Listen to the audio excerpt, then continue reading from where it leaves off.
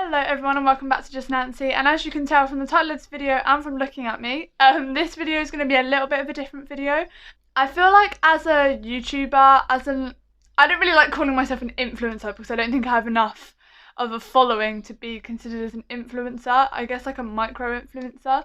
I think it's really important to not only do videos that are based on what's trending on YouTube right now, what are going to get a lot of views, what people like to watch, but also videos that inform people of what's going on around them and communicate things in a really simple and easier to watch way than sometimes the news and news articles can be, because I guarantee so many people who are watching this, so many people around my age group don't watch the news. Like I personally don't watch the news. I like to keep up with what's going on the news, but I don't personally watch the news because I don't find it very interesting and informative the way that they put forward the information.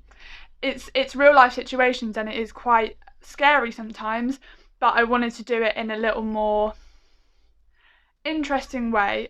Please, if you get triggered by any of these topics, please don't feel like you have to watch out, or if you feel like you're getting triggered halfway through me talking, please feel free to skip. I'm going to put timestamps in the comments of where I'm talking about each section, so if you're triggered by a certain bit, please feel free to skip to the next bit or whatever.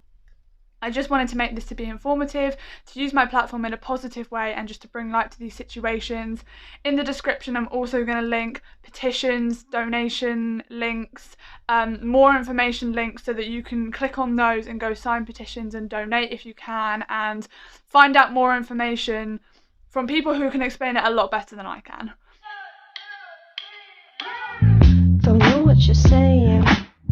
You're flying higher than a plane and you're not complaining. Okay, so the first thing I want to talk about is stop Asian hate. Now I feel like stopping Asian hate is a very very current thing. Like it's probably the most current thing that I have in my little notes. And stopping Asian hate is the most important because there is this thing called the model minority myth. And of course, especially over the last year, Black Lives Matter has been talked about a hell of a lot. And Black lives do still matter and will always matter.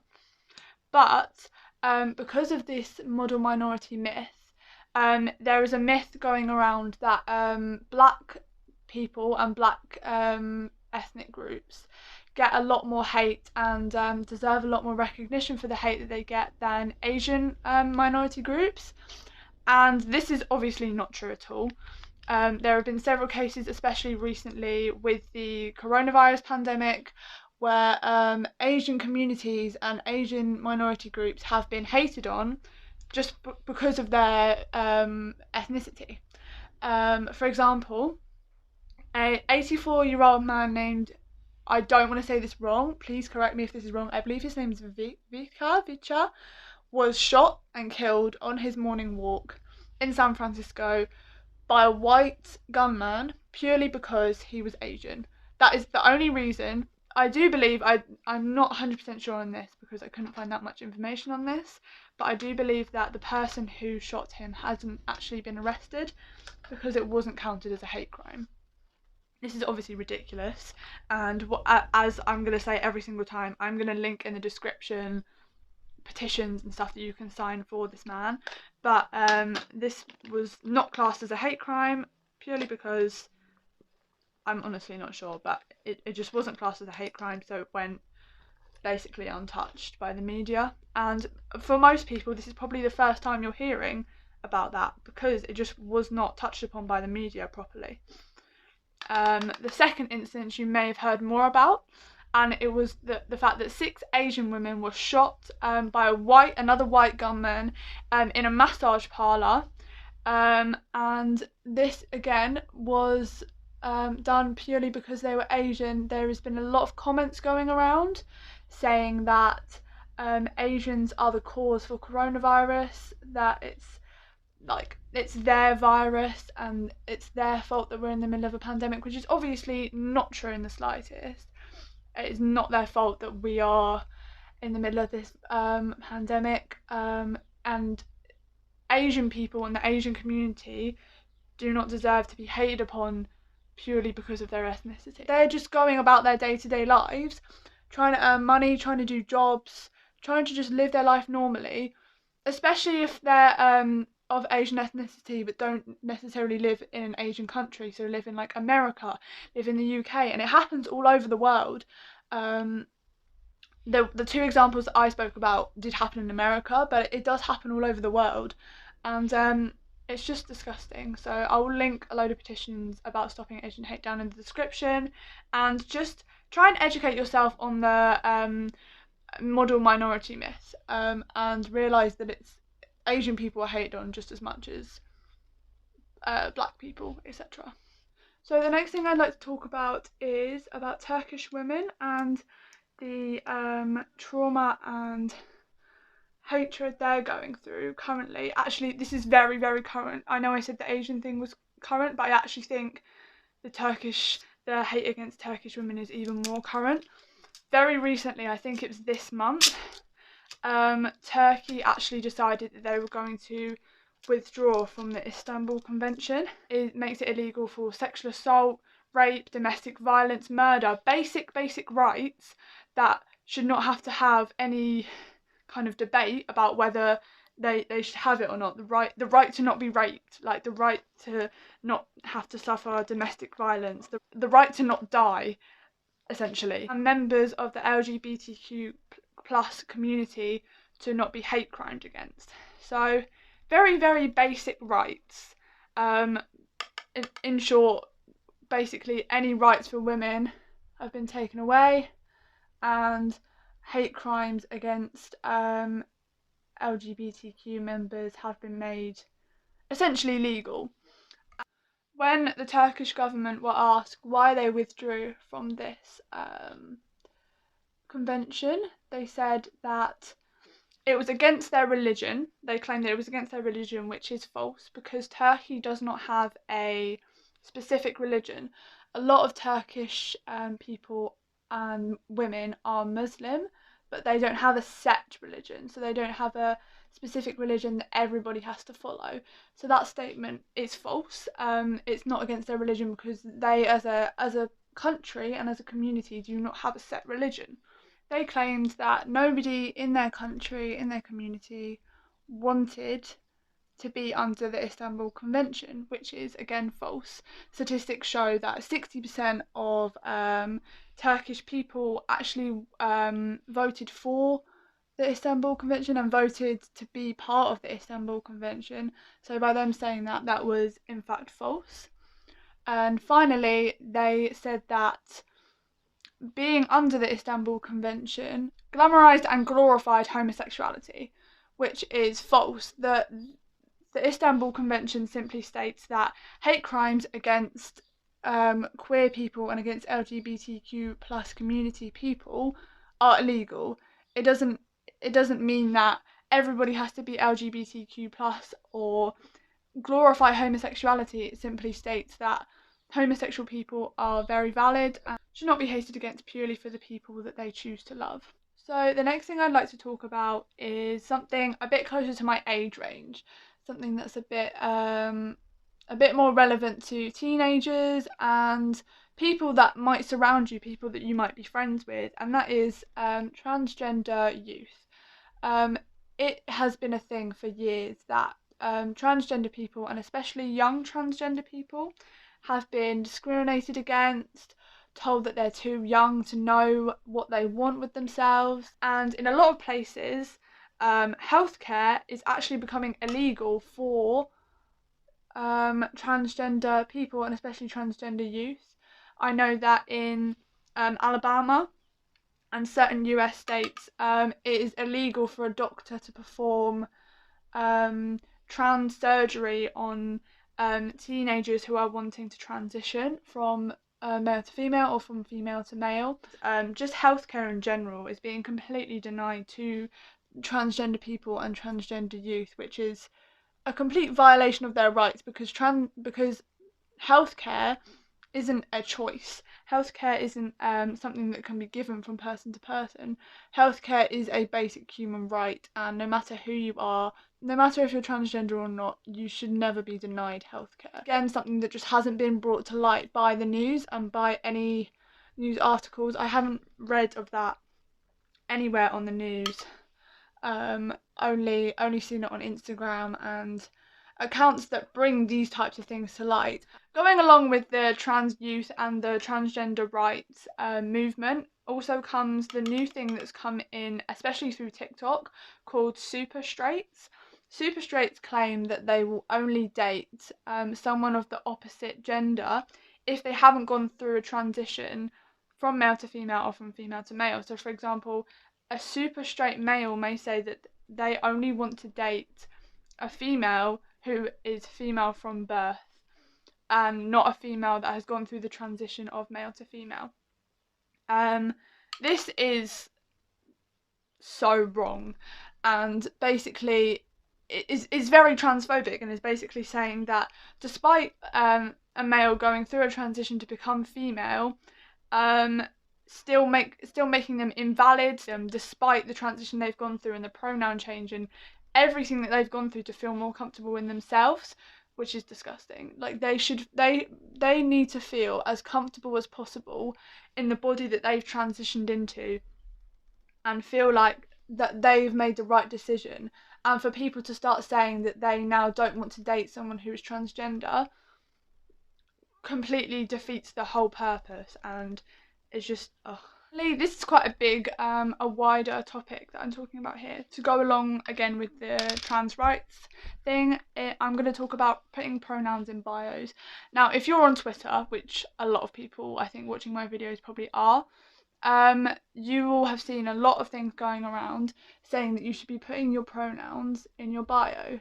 This is to make transgender people, non-binary people feel comfortable with coming out to their family, coming out to their friends, coming out to their followers if they have a social media presence, and as the preferred pronouns that they would like to use. People feel as comfortable as possible with putting their own pronouns in their bio if they're transgender, non-binary, etc., want to have a change of pronouns. And just as a sign of respect, I think it's very respectful to ask someone what their pronouns are. And I know on several Discord servers that I'm on, the pronoun bot has been introduced to make sure everyone can put their pronouns on their little profile thing. It means you can be super respectful towards anybody who has a change of pronouns, or anybody who has preferred pronouns that you may not know about. The next thing I'd like to talk about is something that's very local for me, and very, very recent and very relevant to who I am as a person. I'd like to talk about the death of Sarah Everard. I believe that's how you say her name. I apologise if that is incorrect. So Sarah was walking home from her friend's house in Kent, which is the county that I live in. She was kidnapped and murdered by a police officer from Kent. While she was walking home from her friend's house, she wasn't doing anything out of the ordinary, was simply walking home. And this happened just around International Women's Day. I believe she was murdered on the 3rd of March, and International Women's Day is the 8th of March. And as it should, this caused a massive uproar, especially in the feminist community and anybody who has a brain. Her murder was one of many girls who have just been doing going about their regular life, but basically been harassed or had something horrible done to them simply because they are female. And I'd like to take that onto the statistic that I feel like a lot of people have heard recently, and that is that 97% of women have in some way been sexually harassed, sexually assaulted, catcalled, kidnapped, whatever. 97% of women, that is a huge percentage of women who have been through that at least once in their life, and that ranges from all ages. That ranges from 13-year-olds to 80-year-olds. We should not have to go about our daily lives in fear that someone could harass us or rape us or kidnap us or murder us. Like, we're just trying to live our lives and go about, and it's always the same thing. It's always, what were you wearing? How drunk were you? What were you doing at the time? Like, it doesn't matter what I'm doing, it doesn't matter what I'm wearing. I should be allowed to wear what I want and still not get harassed for existing. And it's not all men, I know that, and I know that I may face a bit of backlash with the thing about men, and I know it's not all men, and I know that a lot of men are perfectly safe and would never ever do that to any female, but it is a lot of women. Every man, it could be any man. We're not saying it's every man, but it could be any man, and that's the problem. And it's never been more important for women to feel safe in their environment, and it's always been important. It's always been an important thing, but as times are changing and as people are becoming more aware, it's never been more important for this issue to be raised and for women to feel as safe as possible when they're just going about their day-to-day lives. So the penultimate thing I would like to talk about is the ban of hijabs. I believe that's how you say it. I'm really sorry if that's wrong. In France. In France, they've recently passed a law that states that in order to wear a hijab, you have to be over 18. Hijabs are worn in Muslim communities as a sign of respect and as part of their God's law. It's just a sign of respect and to cover up their hair, which is very sacred, and just to cover up in front of, in public, and in front of men that aren't their immediate family. But essentially, in France, they've made it illegal to wear one under the age of 18. Now, in France, the age for consent to sex is 15.